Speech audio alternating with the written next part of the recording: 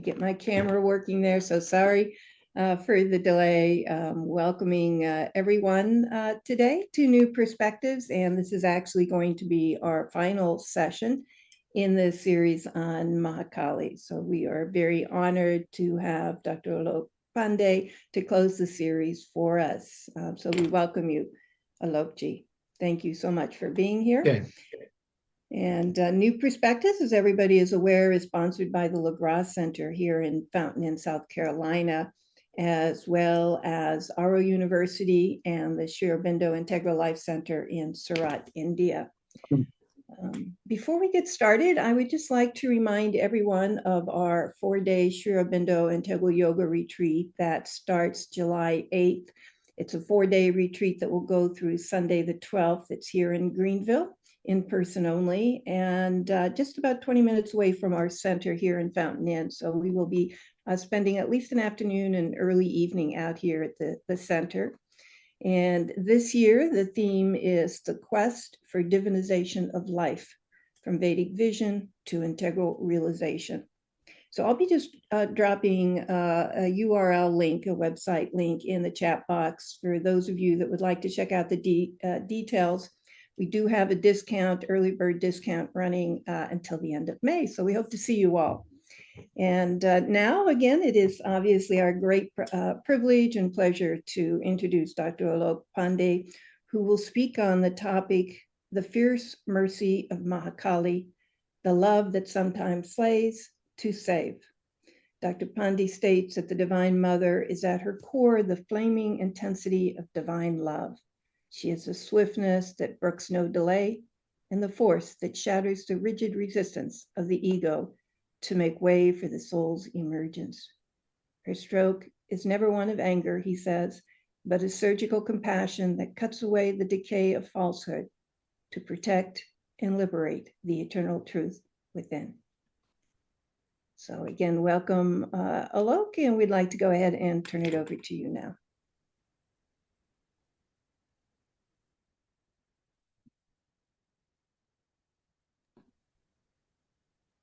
Chema. So the line, of course, is from Savitri, Book 1, Canto 2.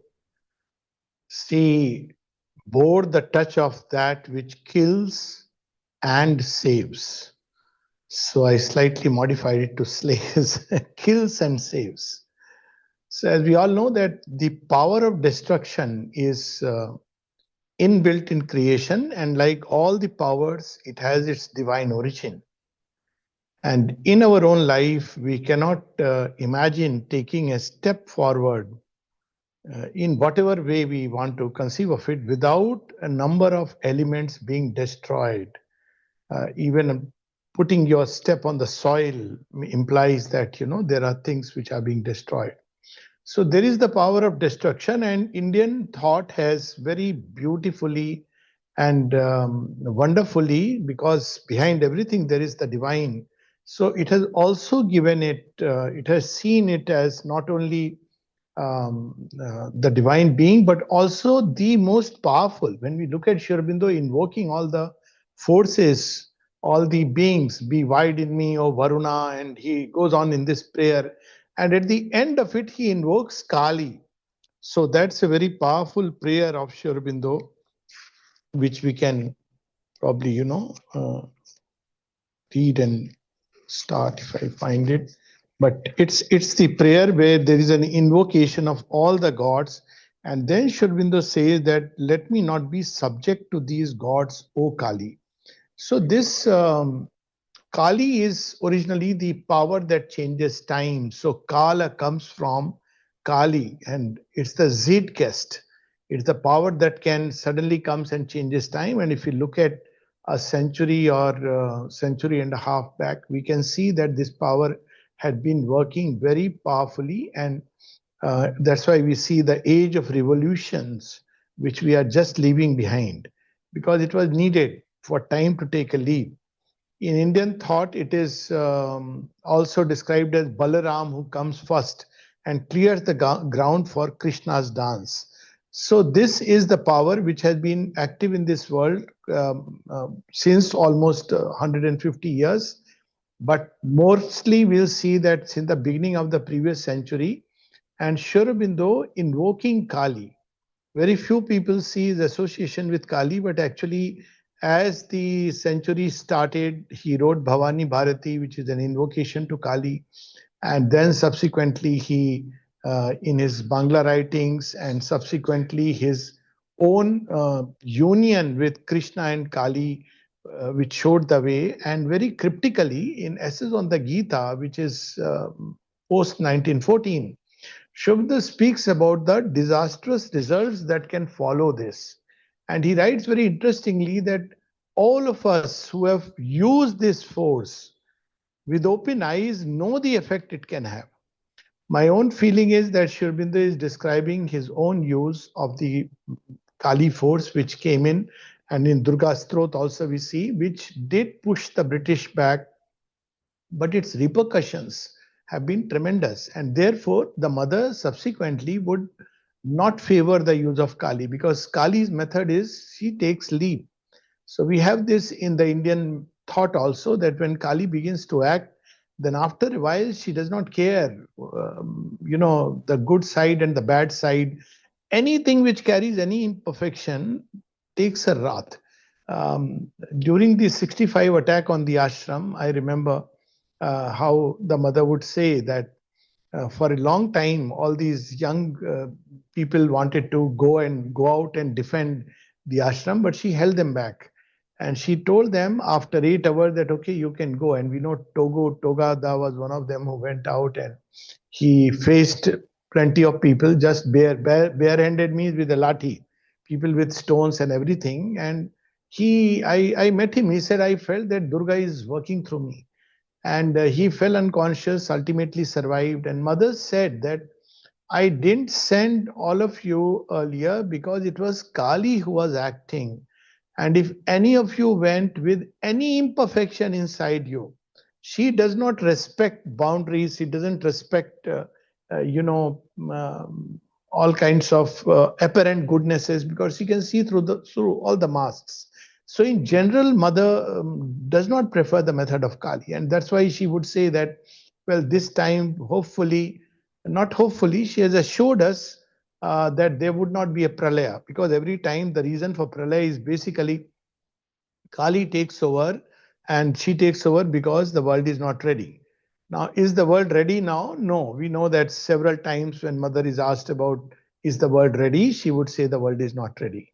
Now, very interestingly, this Kali force, which had started acting during the First World War, she describes that. And there are two kinds of action in this force. One is that those who are slain, who need to be slain, but those who become instruments of Kali in that battle, and even if they are dying or they receive blows and injuries, they take a leap. The mother describes this when she sees the soldiers who are returning from First World War. There's something very similar which is described in the Mahabharata also, that those who die for a cause which is truly noble and good, who do it to save the world, and they get killed in the process, but they take a leap. So there is the action of Kali which has been going on, and it was one of the reasons why the atom bomb was discovered. It may sound very strange, but Sri Aurobindo spoke about it, and the Divine Mother spoke about it. She spoke about the atom bomb as a marvelous discovery, but she also had a word of caution about it, that now this energy should be used for constructive purposes. So man was not ready, but he was given this power because of the contingencies. So as we know, that time the Pearl Harbor took place, and of course there was already quite a bit of time which had gone into the discovery of the atomic bomb. But she saw the atomic bomb as a sign of man's growing mastery over these aspects of physical nature. In fact, she saw in the splitting of the atom the release of vital forces, and they are very powerful vital forces. We can imagine the physical forces of tornado and earthquakes behind which Kali is there, but this was splitting of the atom where the vital energy has gone into becoming these atomic particles, and suddenly that is released. That is a tremendous power, and that has a great potential. But what is interesting is, which I thought that I will read for a while, is what the mother had um, discovered. I had heard this story that Pavitrada had discovered something very fascinating. He had discovered, as we know, he was a physicist. He had discovered how to have the nuclear bomb reaction on the tip of an arrowhead. Now, it may sound like sci-fi, and we all have heard about this in Mahabharata, about Brahmastra, and we know that how the atom bomb, when the person who made it, Oppenheimer, when he saw and heard about it, he realized that as if a thousand suns, he remembered the phrase of the Gita, as time the destroyer. So here the mother has written this part of the play. This is based on a truth which did take place between her and Pavitrada. Very few people are aware of it, that Pavitrada had discovered the secret of the nuclear fusion and nuclear reaction by simply loading the tip of an arrow that much, and any like copper could trigger it, iron could trigger it. And so the mother says this through the scientist. All of you know the story of the atom bomb. It's there in Collected Works of the Mother, Volume 12. It's very an interesting piece of information, not just information, but why I'm sharing it, I'll say in a moment. But many people are not aware of this. You know that it has been succeeded by an infinitely more destructive weapon, the hydrogen bomb.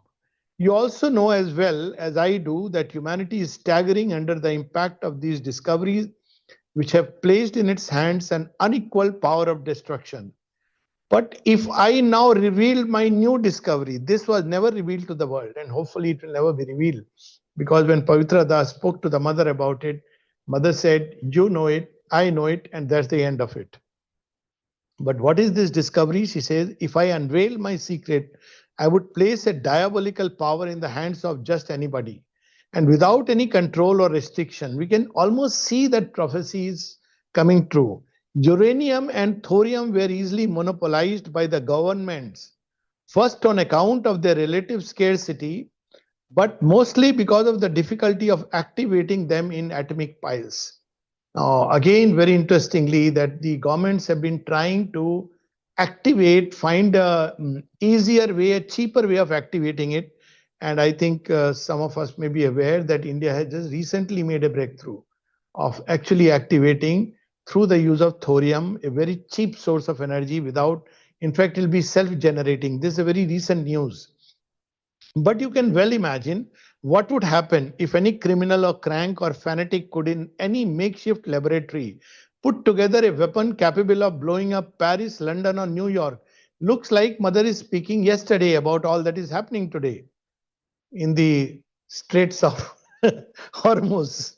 Would that not be the finishing blow for humanity? I too have reeled under the weight of my discovery. This is the scientist speaking in The Great Secret, which is a play. I hesitated a long time and have not been yet been able to come to any decision. Thus, the very first postulate with which I set out was to, discover the nature's secrets. And then she says that scientific progress does not necessarily imply moral progress. Scientific and intellectual knowledge is powerless to change human nature, and yet that has become the pressing need. If human greed and passion remain what they are today, almost the same as they were in the Stone Age, the whole language, everything is as if, the protagonist is speaking something which we hear today, then humanity is doomed. We have reached a point where, unless there is a rapid and radical moral change, mankind will destroy itself with the power it has in its own hands. So they foresaw all this. They foresaw the tremendous power. This is the power which Kali uses. This is the power that Shiva uses when he destroys the world. And in Shobindo's essays on Superman, he says that, well, this power very often, because it goes in the hands of the Titan, but the Titan does it unconsciously. But if it is in the hands of Shiva, he does it consciously with love and wisdom. So this is the power which is working towards changing the world rapidly. So if we look at the logic behind all this is and why this is happening, while on the surface we will talk about international dealings, we all want peace. Apparently, I don't know how many people want peace. Very often, the peacemakers in the world, I just asked them, do you have peace at your own home? Because, to make peace between two human beings living together is so difficult. But people speak about peace. But a premature peace is going to be as much disastrous because people go in their comfort zone. That's why the mother Sri Aurobindo says that in Essence on the Gita, no real peace can be till the heart of man deserves peace. And she speaks about the debt to Rudra which has to be paid. So before, the law of Vishnu can prevail. So the law of Vishnu is he is the preserver with Mother Lakshmi, he arranges everything harmoniously. But are we really ready for it? So we see that this power of Kali, which is being unleashed over the last maybe 40, 50 years, its maximum intensity is, of course, when Shobinder and the mother bore the brunt. But we can see once again that after apparent, I won't use the word lull, but seemingly less intensity, but again, the intensity has started since 2014 with the 100 years of mothers coming. So this is intensity because Kali is growing impatient. That's precisely what mother kept reminding in her conversations, that Kali has come and she wants to participate, and she had to hold her back every time. Because if she acts, she knows she is impelled by the spirit of time. She is the spirit of time. At one place, Sri Aurobindo speaks of her as the zeitgeist. And he gives several examples in history, one of them being Napoleon. So when Kali acts, there is no good and bad. It doesn't act based on our little notions that this is right and this is wrong. She has her own vision. And wherever all that she sees is that what is the direction truth must take. Let's take one example, which is happening today. Well, should there be a place for democracy or should there be a place for dictatorship? Now, a democrat may not be a good man, and a dictator may be a nice king. But the age of dictatorship is gone. And when Kali acts, she doesn't care who is, a good human being and what destruction is going to take place. As Shobindo describes in Savitri, I care not for, I reason not of virtue and of sin, but do the deed God has put in my heart. So this action we can see more and more intensifying recently, and we are likely to see because man is not responding. So what is the way? Of course, Divine Mother says, I have been holding back Kali. She describes it several times, and I have been trying to hold her back because if she goes out, all out, there will be massive destruction. And though she has also foreseen it. So what is the way that we can now, when we understand the principle behind the action of Kali, she slays to save. There are very interesting examples in Mahabharata. One of them I remember that, when Arjun is hesitating to kill Karn, he says, he is unarmed, he is on his wheel is stuck in the mud and he's trying to take it out. He has forgotten his mantra to invoke the Brahmastra. How can I kill him? And that is the time Sri Krishna says, you are not killing him, you are liberating him. So he advises him to use the Anjali Astra, a Divya Astra. The only time Divya Astra is used ever in the Mahabharata, despite Arjun having all of them with him, is during the killing of Karna. And he says that you are not killing him, you are freeing him. He is himself feeling crushed under the weight of participating on the side of what is openly evil. So when Kali acts and she kills, she saves through that process, because otherwise mankind individually and collectively would be engaged on far more sinister deeds. So she stays the hand of evil, and in that also there is a great compassion. And that's why in Savitri, where these lines come, that she when she acts, then nothing really can come in her way, because then you can't say I am a good guy and I'm a bad and so is a bad guy. The good and bad are all taken care of together, because there is always that lurking little evil. So many stories are there about it. When Kali goes on a destructive rampage, then only either Shiva can stop her by lying on a breast. There's a very interesting story. We know the story of Kali, the power of time, which is moving everything, and Shiva stays on his breast takes place the cosmic dance of Kali. Then in another story, when Kali goes on a rampage because the Asuras have misbehaved, then she is not only after the Asuras, she is also after the gods. And the gods are feeling threatened. And they wonder why. And the logic is very simple. You people were sleeping when all this was happening. She doesn't spare the gods also. And when she goes, then the gods go to Shiva. They say, please spare us, do something about her.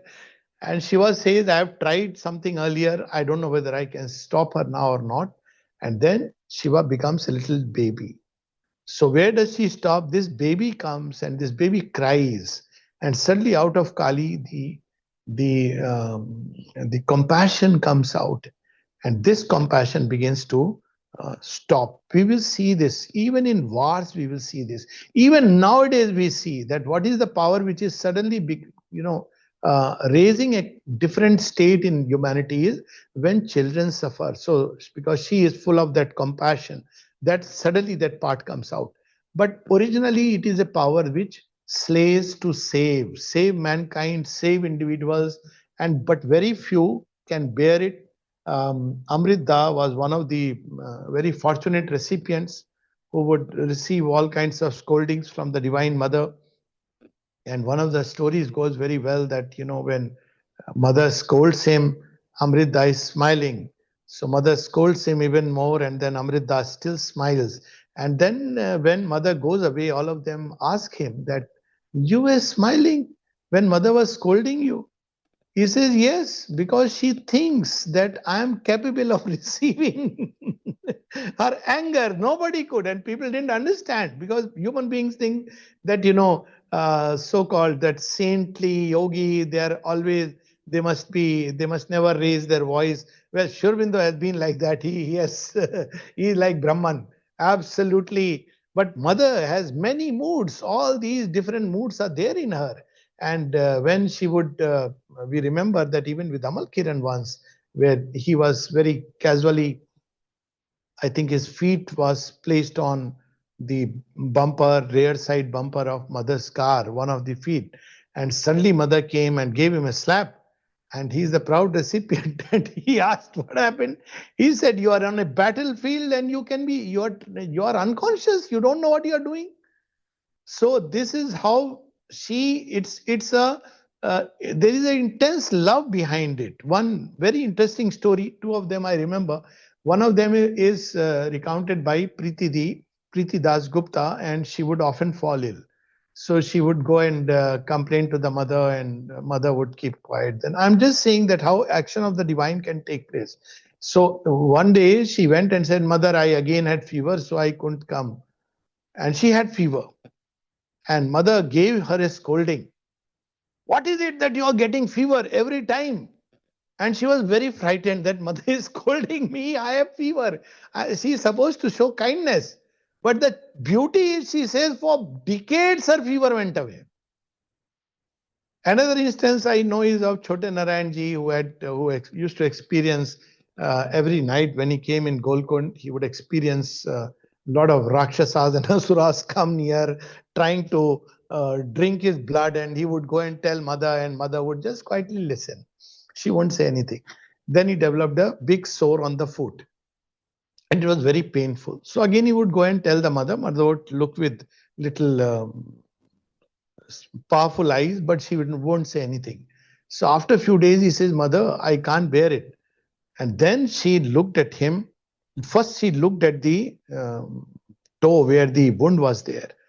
And she looked at him. He felt a piercing power go inside, and his whole body was on fire. This, he has narrated me this incident. And his whole body is on fire. He doesn't know now, what to do. And then she told him, if you are so afraid, you cannot take this yoga. So it was like a double whammy. That on one side his body is on fire, and on the other side she says, if you are afraid, you cannot take this yoga. So he was narrating this incident to me, and then he doesn't know now what to do because he went back and the whole body is on fire. And then he came back again, and he would tell the mother, and then mother told him, after 2 days, go back. So he went back from the ashram. He didn't have money, but somehow people came, money was arranged. He says, when I reached Chennai, 50% of my pain was gone. that burning sensation. By the time he reached Kolkata, 75% gone. When he reached his village, completely gone. Then he understood the grace and love that is behind all this. Because this is a tremendous yoga which is, one has undertaken. And if one is not strong, if one is weak, one cannot bear the pressure of the change. And that's what we see happening in the world today. Another was Taradi's Mossy, maternal aunt. So she was again narrating to me that she developed a big, her cheek was swollen and it became red, and she developed fever, a lot of pain, and she would not go. Then somebody said, why don't you go to the mother? Then she was saying, why has the mother given me all this? Very, closed, like resisting. Then she went to the mother when people pushed her that you go. The mother, she was telling me this story. She says, I went to the mother thinking that, she'll be very kind, say, oh, my child, you have this, and I'll do. But she gave her a nice slap. So already there is painful lump, and she got a slap. Now, she says, by the time I came down, everything was gone. My whole consciousness was lifted away.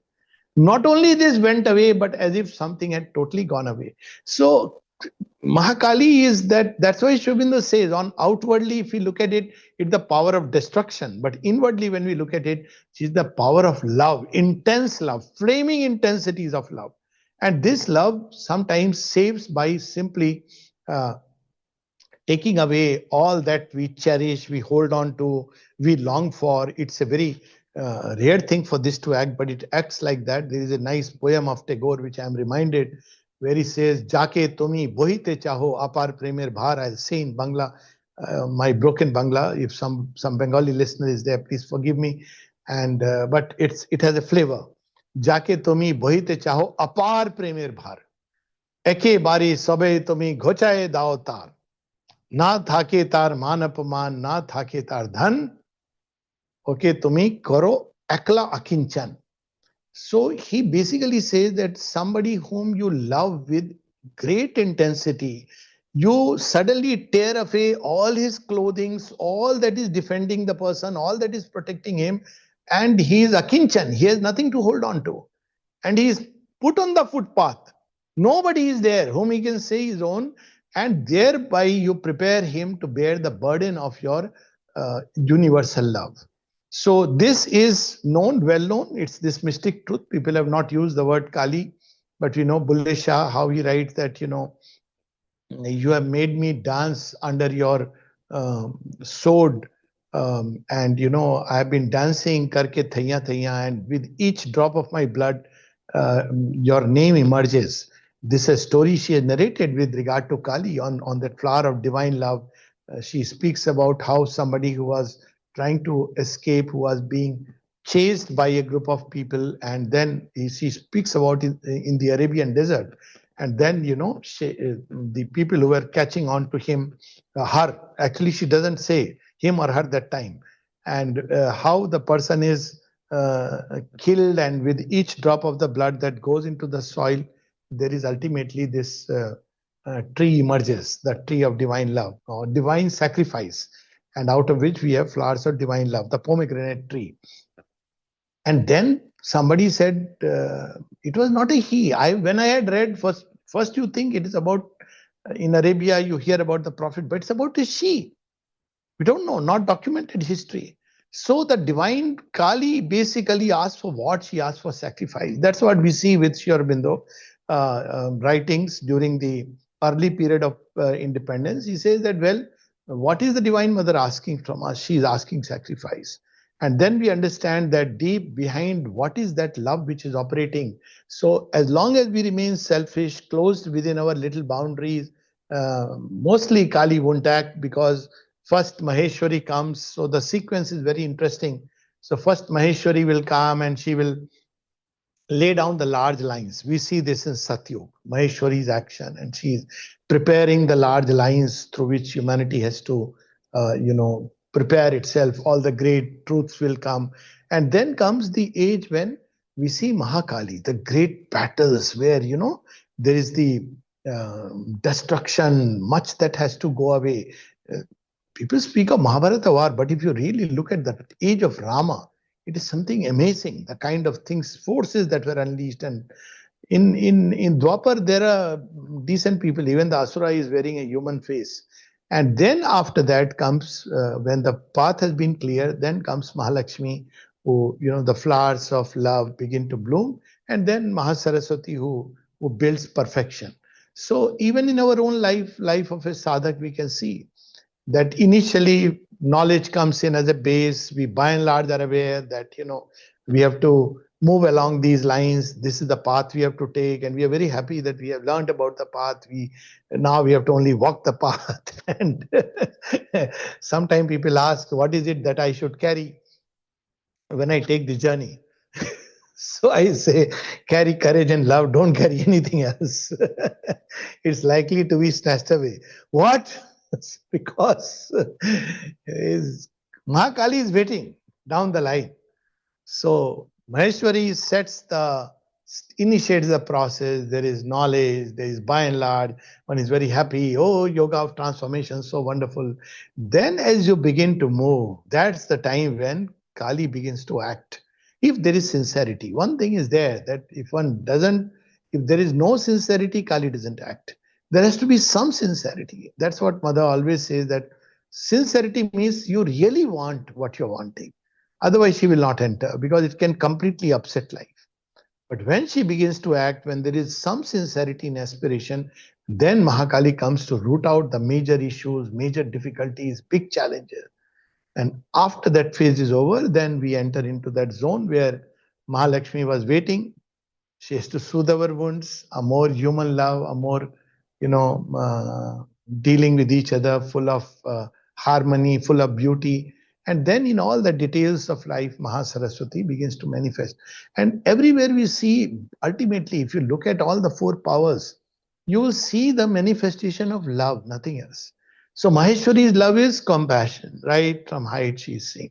Her love is the kind of love which tells a person, you see, you should walk this way. And if you don't walk that way, you get hurt, you are injured, obviously, or she watches over you and she says, okay, I'll still be there with you, but from above. So hers is the divine compassion, which is one form of love. Kali's love is intense love. She breaks down in few moments the major obstacles that assail the seeker. And after she has done the work, it's a very, almost all the many sadhaks, at least I know, have gone through this phase, because a lot of people, when I spoke to them, have had, I'm sure everybody has been in contact with. So they all go through this phase when there is a lot of things which are destroyed and taken away. And people find it little unnerving, disconcerting.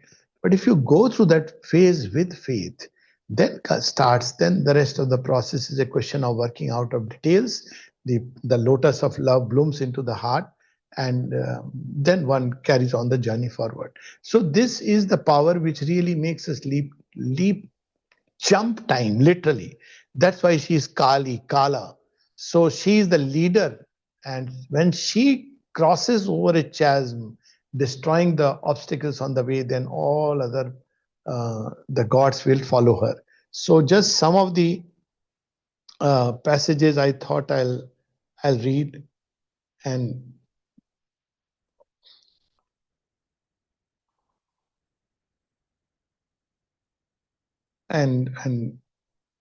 her action, how it works, and what is happening today. So she says this after the Great War, and this is, of course, Sri Aurobindo, he has predicted all this. A war has ended, a world has perished in the realm of thought. Things perish in the realm of thought, then they perish outside, and begun to disappear in the order of outward nature. The war that has ended was fought in physical trenches, with shell and shot, with machine gun and tank and aeroplane, with mangling of limbs and crash of physical edifices, and rude uptearing of the bosom of our Mother Earth.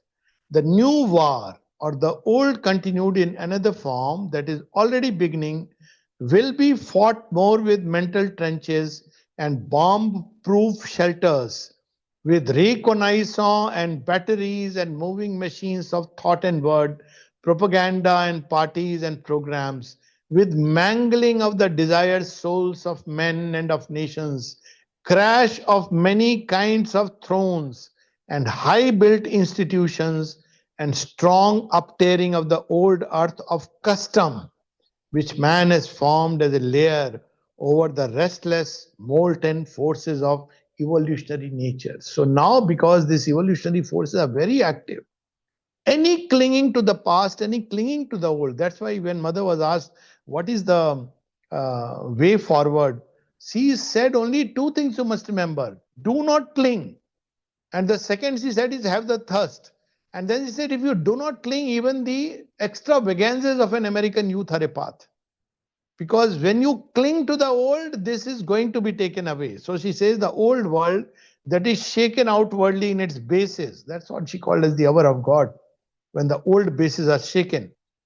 So many times we see that people cannot understand. So many people complain, where is the new world? So they ask, I ask them, where are you looking for it? So they are saying, our children are no more obedient. So I say, that's the new world. Only you are looking the wrong way. Why should they be obedient to you? Are you God? Are you deserving that obedience? So this is how things are. And already crumbling in some of its past parts is the economic and materialistic civilization. So next war he has predicted will be over money and economics, which is what we see happening, which mankind has been forming for the last few centuries from once new materials now growing rapidly effete, pieced out with broken remnants of antiquity and the Middle Ages. The period of military conflict just at an end came to breach that which thought had already been sapping. An era of revolutions has opened, which is likely to complete the ruin and prepare the building of a new structure. So basically, this new war, which he has foreseen, is going to be a war over money forces, and we see that very interestingly. Normally, after wars are over, then people will come negotiators. Now we will see bankers coming to negotiate because money is going to be the reason why wars will be fought today. And when that is also over, because this will also meet the same end ultimately, wealth which is being misused will either be lost or destroyed, because this is the we can see Sri Aurobindo's force in this is the fiat of the divine. And as it goes slowly, we'll see a new world emerging. So everything that is happening today, that's why when mother was asked about the third world war, she said the supreme power and wisdom are looking into it. So there will be wars, but the reason will change completely. So it will be not over land, but over resources, over money. And once that is over, then we will see a clearing of the earth and a new creation which is going to surge up. So while it is happening in the world, as individuals, can we do something? Because this has been a question which everybody asks. People are watching over television, people are watching, various conflicts. So what we can do? So Sri Aurobindo has given this answer way back in the Life Divine when he says that, technological progress has taken man to a point that it will create a crisis. And in this crisis, these forces are going to become very active because now the evolutionary energies are working. So the only thing that we can do, we must do with urgency and emergency, is the upward endeavor. And when all this was happening, I was reminded also of, the story of Moses when the slaves escape and they escape through the sea. That image is still very clear in my mind, that as he is taking them through the sea parts. And as he is going, the forces of Ramses are chasing. And as they are chasing, the sea begins to close upon them and they are destroyed while these people escape. So there is the sea, she has spoken about the great flood, which mother has seen, where the great flood is pursuing. And so what will happen? She has said, men, countries, continents, the choice is imperative, truth or the abyss. So she spoke of two things as the main security. One is truth and the other is faith. So about truth, she said, truth is speech, truth in thought, truth in feelings, truth in action. So wherever truth is missing, there will be abyss. And what is abyss? He says the abyss is fear, the abyss is ingratitude, the abyss is lust for power, greed for money. These are the abysses. So wherever there is lust for power, greed for money, and there is fear, that the abyss will open. And then the disciple asked, "What about should what is our role?" She spoke about faith. So there is a whole group of humanity which must move towards new creation with an urgency. And we remember that one of the reasons why she created Auroville was this. She says to avert the war. So she spoke of it as the Tower of Babel in reverse. So if humanity can come together and participate in the venture of the new creation, it is going to avert the war, because then now we have begun to build the Tower of Babel in reverse from above downwards, and not through confusion and so instead of taking side this way that way, because Kali doesn't take sides. She just, when she destroys the devas and asuras, wherever there is insincerity there is destruction. But there has to be a group of humanity which is beginning to press towards the higher and higher layers of consciousness, because this will have an effect on the rest of humanity. So we all have a role to play, and the more we do it, the more we'll bring into effect the energies of a higher order, the powers of a higher order. And the more humanity engages with that, then we will not need uh, to be forcibly, the old world will not need to be forcibly killed. It will get transformed by the power of the divine love acting upon it.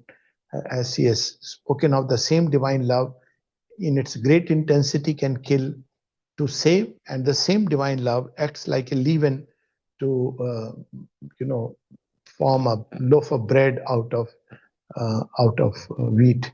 So this is where our role comes in, and there is an urgency now, and those who have turned towards a higher consciousness. She has said this very clearly. She has said that it's an emergency if only man consents to be spiritualized, because if it doesn't, then this is going to increase more and more. And I remember, on which I'll close and then have the questions. I think it was a couple of years back since you spoke about the Lagras. Um, I have been, I was just saying that I think the relics should come here very soon. And the sooner it comes, the better it is. Because the world is going to go into a big turmoil. It's not going to end right now. And the more we have people who can uh, put their faith into the constructive forces of the new creation, not the old construction. You go back to the old ways, it will be destroyed again, and in a much worse, much fierce way. So even now we think people are becoming apologists and trying to say, no, no, no, let's come together. If you don't destroy things to the root, so there is only two possibility: either destruction from the roots or a change from within. And more of us who engage in this, we are very fortunate to be picked up by the mother for this work. The better it is for the earth, the better it is for the nations, and the better it is for the world. So I'll just close with something which, you know, from the mother and Shri Aurobindo.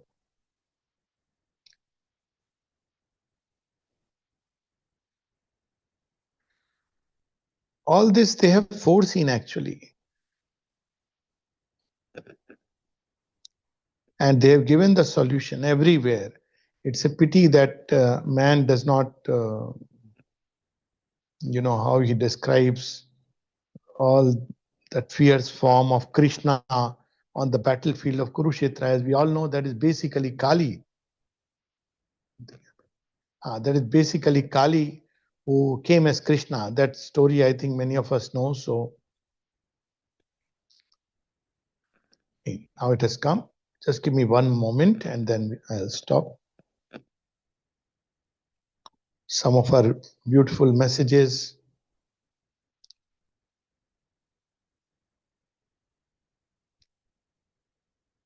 Where we understand that why she works, and yes, here it is. Okay, so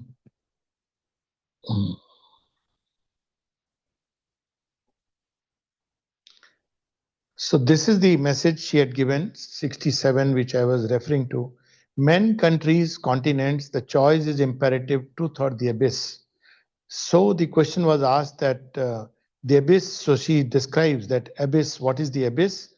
The person asks, the abyss seems to be gaping just in front, yet there is a confidence that it will be removed from the way. And the mother says the confidence is quite less legitimate. The message is only for those who are still asleep and quite satisfied with their sleep.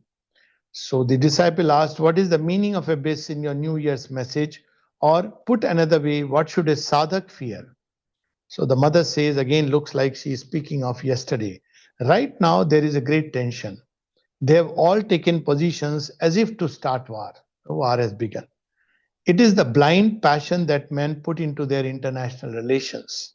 At the base of all, there is fear, general distrust, and what they believe to be their interest. And then she qualifies the interest: money, business. 1967. A combination of these three things. When these three lowest passions of humanity are brought into play, that is what I call the abyss. When someone has decided to consecrate his life to the seeking for the divine, if he is sincere, that is to say, if the resolution is sincere and carried out sincerely, there is absolutely nothing to fear, because all that happens or will happen to him will lead him by the shortest way to this realization. That is the response of the grace. People believe that the grace means making everything smooth for all your life. It is not true. The grace works for the realization of your aspiration, and everything is arranged to gain the most prompt, the quickest realization. So there is nothing to fear. So basically, the action of Kali is a kind of intense grace, things which we cannot get rid of. The Divine Mother comes and picks it up and throws it away. We will cry for some time, but then we are born free. Fear comes with insincerity. If you want a comfortable life, agreeable circumstances, etc., you are putting conditions and restrictions, and then you can fear. But it has no real business in sadhana. So, for everyone, she has a word to say, and she has cautioned us 50 years back. The mother and Sri Aurobindo have foreseen all this. She has been holding the forces of Kali. She doesn't want it this time. But she has also cautioned abundantly. She has shown us the way individually and collectively, and especially for all those of us who have turned to Mother and Sri Aurobindo, we can help the world simply by moving faster with greater sincerity. By faster is meant putting in greater sincerity towards the path of the supramental transformation, by growing more sincere. And the more humanity ascends a little above, it is enough to create a force field below which will start pulling. It's like a vacuum effect, upward and upward. And these forces, which are, that's how she has seen the great flood. The forces which are trying to create more and more danger will automatically get abated. So, namaste, Jema. If there are questions, we can take them up. Thank you, Alok, very much for this. Yeah, it's a very important reminder that we understand the processes, and your comparison with Kala and Kali, that intensification of time is actually speeding up the process. Speeding up is always painful, yes, because we will have to quickly decide things and not just drag them on into the future. That's why Mother always says, look into the future, think of the future, forget everything else. And that is that speeding up of Mahakali, which is very graceful for us, for the souls, of course, graceful, not for those elements in us which want to indulge and continue on the egoistic basis. So it is only for those sadhaks. For the rest, as you rightly quoted, that people who want peace and prosperity and comforts. By the way, Sri Aurobindo warns the same way about Western barbarism. If in the West people will agree only to subscribe to their comforts, and that would be their purpose of life, then it will fall back. The whole thing will stop progressing. If we are not progressing, we are regressing. There is no stage where everything is kept, on one level. of harmony or something, what people think of. Yes, and in this time, this is very true. If you are not progressing, you regress. Mm. This is especially true when we are going through this leap of time.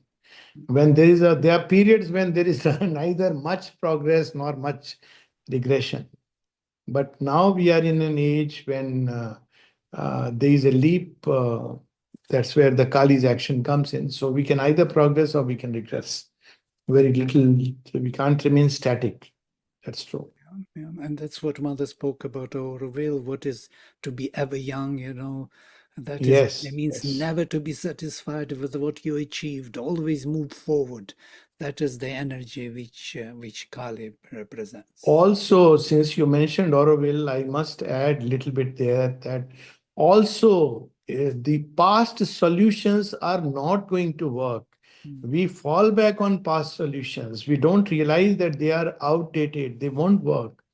So mankind has to evolve and discover the new way. If it cannot discover the new way, it just slides back today or tomorrow. So we have to discover the new way. That's true.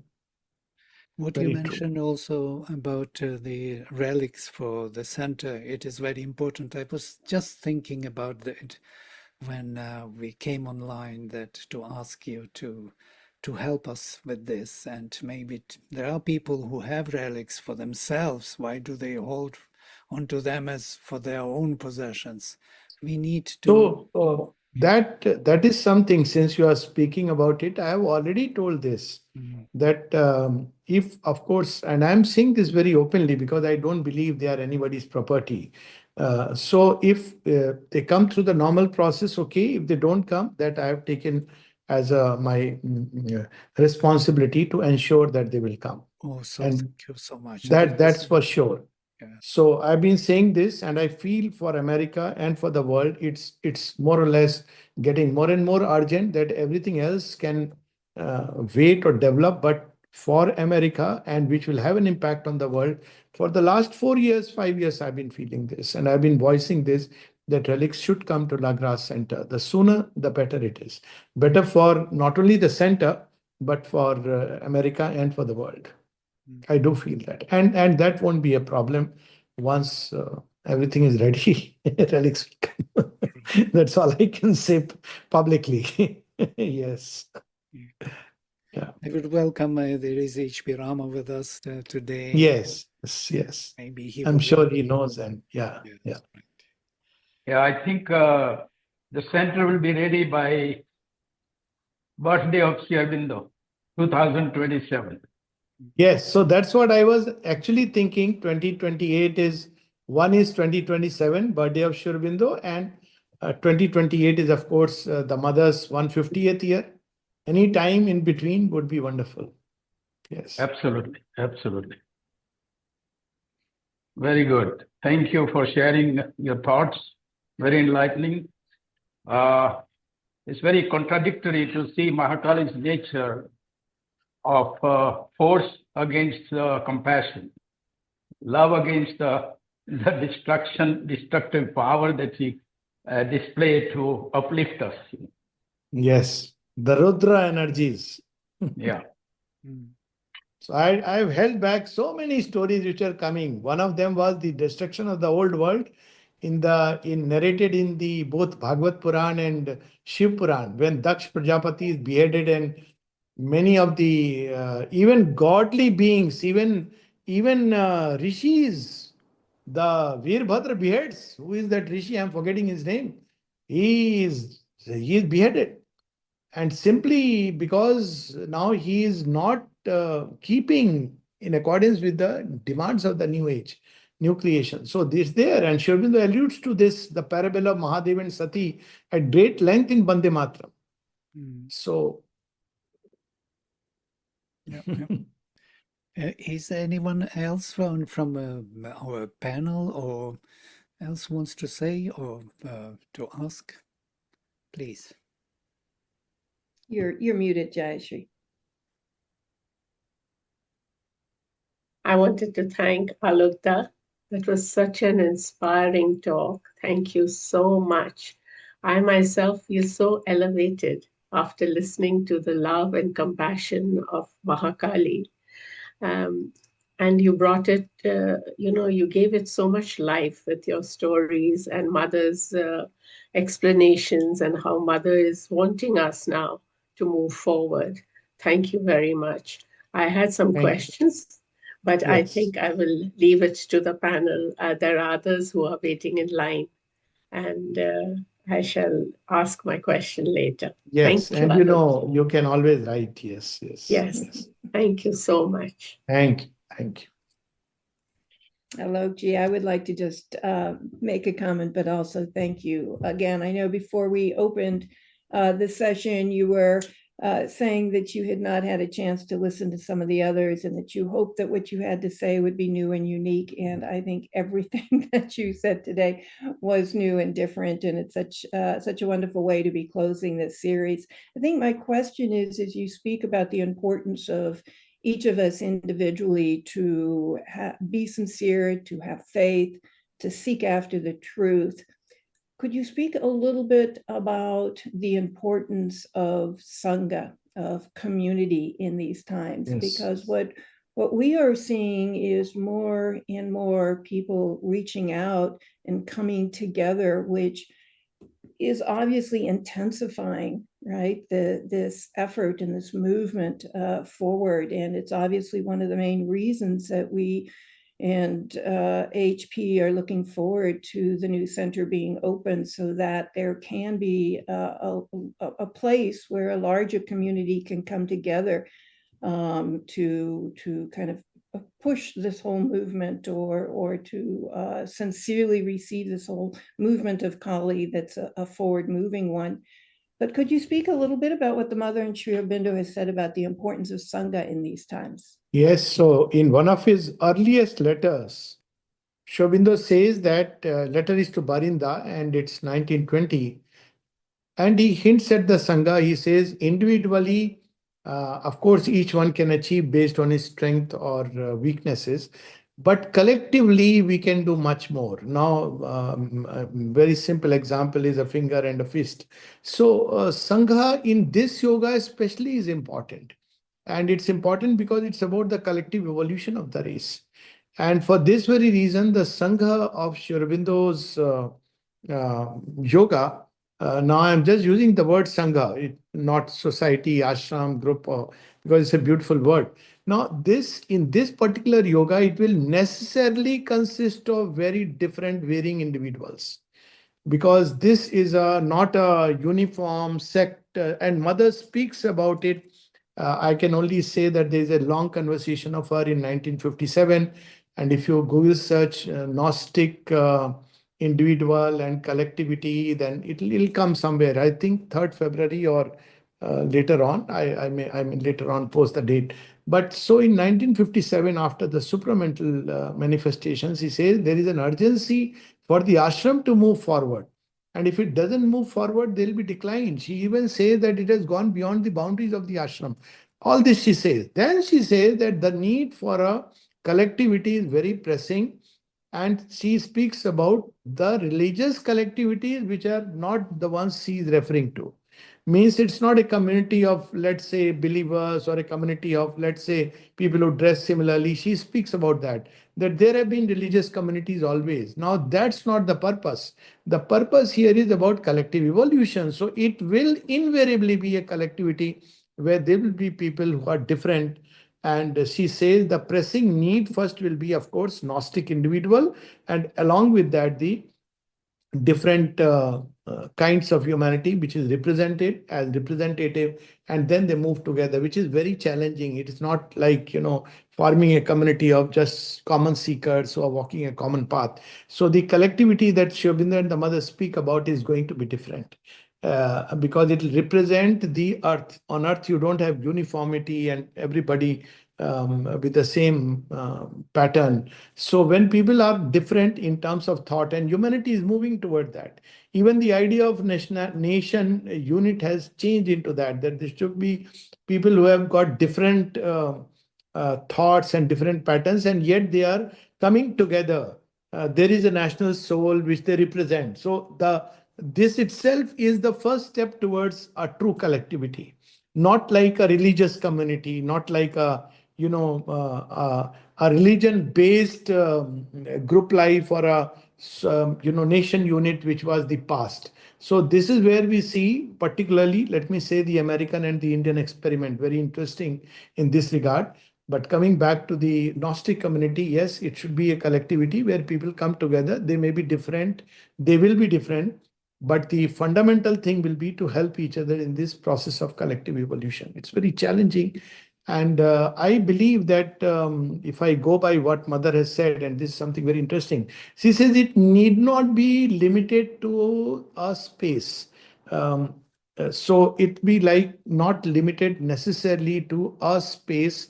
It will be like spread out. So now with that time when she spoke, nobody could imagine that today when we are having a talk from La Grace, people from different parts of the world have joined. Like I personally feel myself as much a part of La Grace that I am as much there. So this is how this Gnostic communities will form.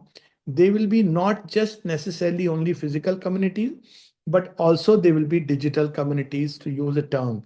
So because life is organized like that. So this is important. And of course, there has to be people who are like cup bearers of the great change in physical space. And I have been sensing this since you mentioned this again and again, that La Grace is one such place which the mother's vision and will is working upon it. And the way people will come, they are coming and they are organizing it. It's a very special work. So this collectivity will not be having standard format that everybody must do the same thing. Like ashram, it's something very interesting. It's like there's nothing like, okay, there is a collective meditation. People can join it, but there are a lot of people who don't join it. So there is no, I mean, they are good if people can join together and aspire together. It's always helpful. But still, there would be some people who don't want to do it or may not want to do it together in that particular spot. And yet they would connect in their own way. Nowadays, we have this. We have the timing, and when we are having group meditations, and that is a new tendency which I see happening, which is very nice. People may be scattered in space, but in different time zones, and yet they come together to aspire. So the collectivities will be like that. So there won't be a standard format, but basically the central point will be the idea of the spiritual evolution towards a new creation. That faith should be there. That's what she has said, that faith in the spiritual evolution of mankind. Mm-hmm. Collectivity should not contain fifth columnist of the wars who are always whispering doubt and fear, because then it becomes very difficult. Yeah. Thank you.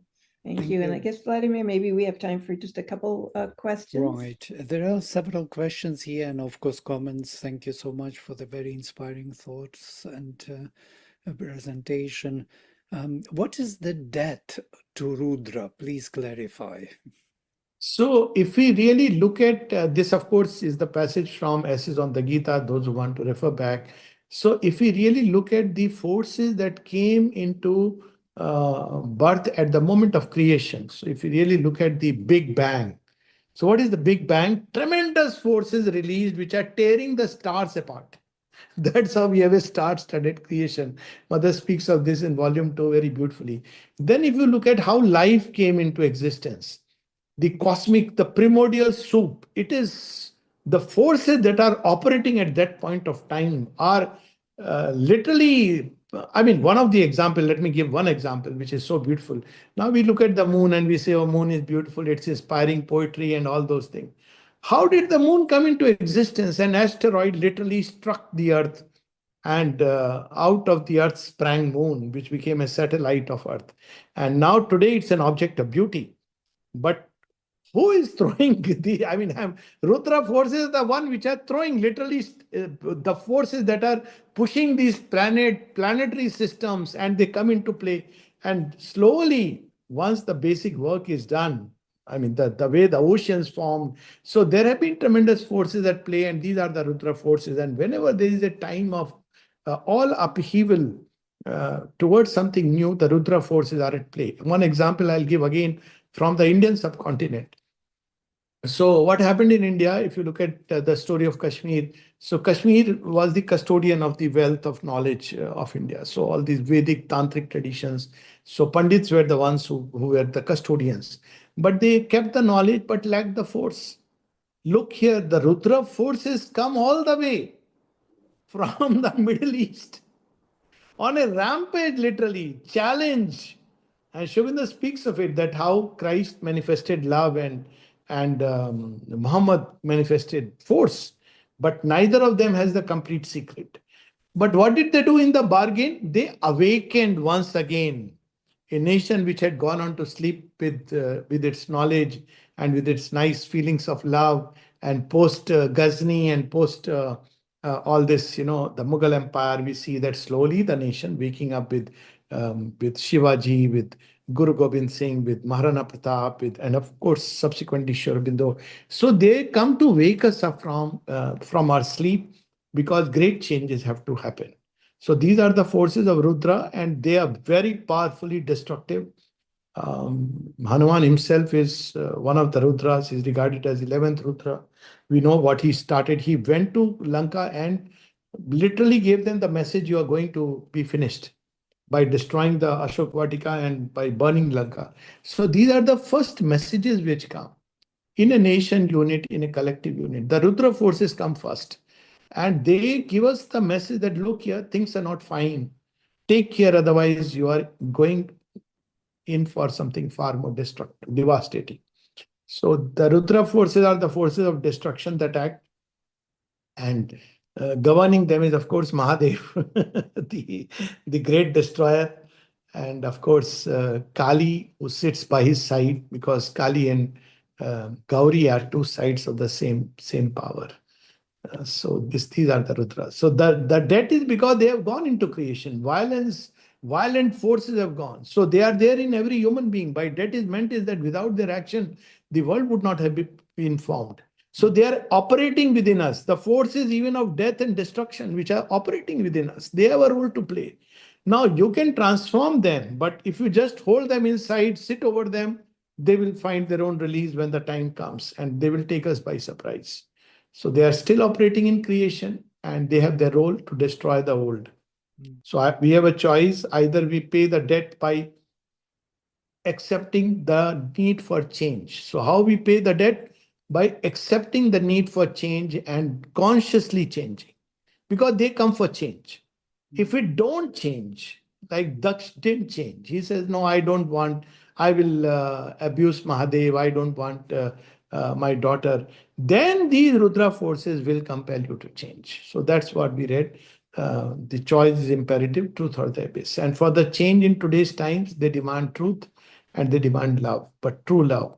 So if they are there, then there is no problem. Otherwise, they are there waiting. They are super active when there is change. It reminds me also that this force of supramental which is coming is actually Yes. pressing even more so, and the Yes. response is even more so from the darker forces. So Yes, the pressure for change and the resistance of the darkness. But as an individual, we should be careful that which side of the journey we stand. Are we standing for the old world that is being destroyed, or are we ready to swim up current and take the leap toward the future? That's what she said. Use the word leap toward the future. Mhm. There are a few more questions here. Thank you, Alok ji, for a beautiful talk. Could you kindly give us the reference from where you read the last passage about the war where money will be the key factor? So there are two places where I read. One is from Messages of the Mother, volume 14, 15, where she explains the messages a little more. Later on, I'll send it exactly. I'll send it to you and you can share it with the group. And the second, there is a whole, I would rather recommend that people read The Unseen Power, which was a postscript chapter written by Sri Aurobindo in 1949 after the passing of the war. So it's there in Human Cycle. So they are very, very powerful statement. You can see as force in everything. And of course, the great secret was the play which I read in the beginning portions, which was from volume 12. So mainly volume 15, you'll find the messages and their explanations. And very clearly, Sri Aurobindo has, the mother has mentioned. Right. She speaks about money, she speaks about greed. So, Right. Yes, and Sri Aurobindo speaks about this in the human cycle and the ideal of human. yes, in the human cycle, he is described at great length. Right, right. That money can suffocate the war, actually, the Yes, parties. he uses the word economic barbarism and all that is there. Right. Any examples from Purana about Kali destroying gods? That's Kali destroying the gods, she has swallowed Shiva. uh, Destroying the gods comes later. In the Shiva Puran, there is a description of Kali in her tremendous. This is, she adopts a form which is called Vidwa, the widow. So when Shiva takes, they confront each other. So because she is safeguarding a devotee. I'm not going into the details of this very amazing story. But when Shiva, she has given assurance to this being who has surrendered to her out of love. And then Shiva comes and says, don't protect him. And she says, once protected, always protected. And then Shiva stands against her, she swallows Shiva. And she becomes a widow. It's very amazing story. It's a very fascinating story. Then Narayan comes and she says, I'm not going to listen to anyone because Kali is the highest force. That's why Sri Aurobindo says, let me not be subject to these gods, O Kali. She is the supreme liberating force. Even in the Tantras. Though there is a very interesting place where Kali has been defeated. Almost. And that comes where very paradoxically it's because a lover of Krishna, he has, Sudama or Sri Dama, he is in his next life. But the interesting part is that how he got the power to defeat for a moment. She rather controls herself because Krishna and Kali are two sides of one reality. There is a poem of Sri Aurobindo on Krishna and Kali, the cosmic dance, worth reading. We only know about Radha.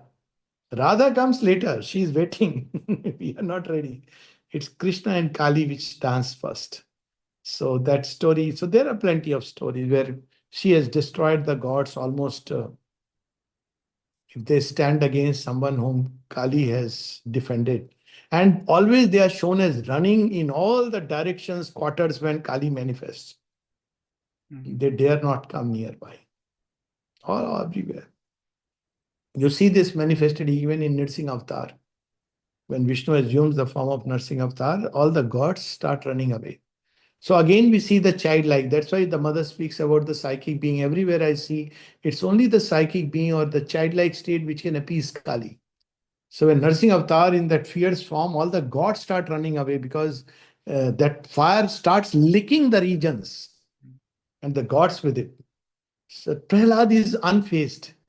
So he goes and sits in his lap. When he sits in his lap, he changes and he starts cajoling him, and it changes the whole thing. So psychic being is the safety in all these stories.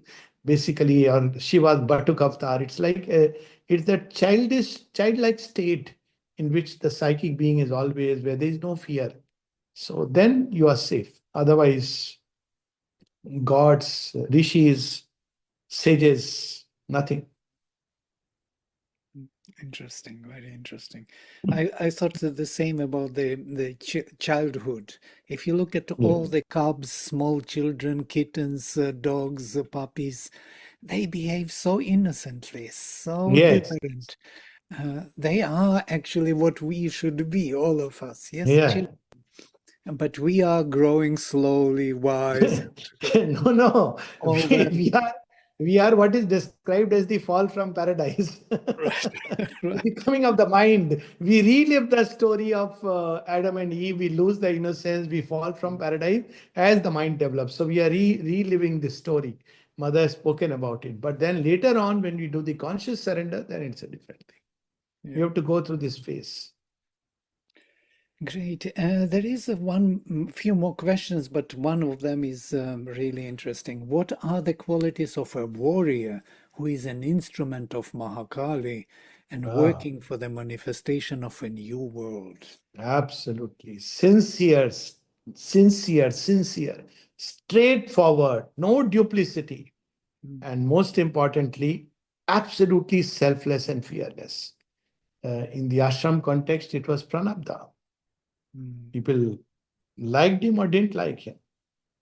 Once I casually mentioned to him when he was in the ashram, I said, he was admitted in nursing home, and I said, well, whenever I see you, I feel it is the divine love which is very strongly working in you. And later on, he didn't tell anything to me. He was not in that state, but both the ladies who were looking after, they came and told me that, how did you make out that? I said, this was so evident. So it was like that for him. And that's why he was very misunderstood, because when he took that aspect, nobody would dare say anything. Mother always listened to whatever he said. So people again found it very difficult that why is she doing that? So from our point of view, straightforwardness, sincerity, and fearlessness, of course, courage comes with that. So absolute fearlessness. Kali and fear don't go together. It completely contradicts her working. Any kind of fear. Kali is not afraid even of, virtue and sin. She goes to that extent. Yeah. Wonderful. Yes, but this mother mentioned Kali's favorite in the Mahabharata war was Bhimsen. Bhima. And as the story goes, that at the end, when Gandhari asks him that you could have left one son at least, he killed the 100. Bhim says, I love and respect your mother, but to tell you frankly, if you had 200 sons, I would have killed all of them. That's Bhimsen. Absolutely straightforward, frank, without any fear. He would tell his brother. He would tell. So that's the kind of consciousness that Kali likes and acts best with them. Wonderful. Thank you so much. This is really important for the closure of this series, to understand the force of Kali and as the mother of love, who is speeding up the divine manifestation and is merciless to all the, Yes. obstacles on the way, trying to survive in the name of some compassion or other things. Yes, yes. Thank you. Thank you so much, Okay. Alokji. And for our participants, stay tuned, because Alokji will be back as we do our series on Mahalakshmi. So we thank you. And Thank you. have a good Jai Ma. evening. Jai. Jai Ma. Namaste.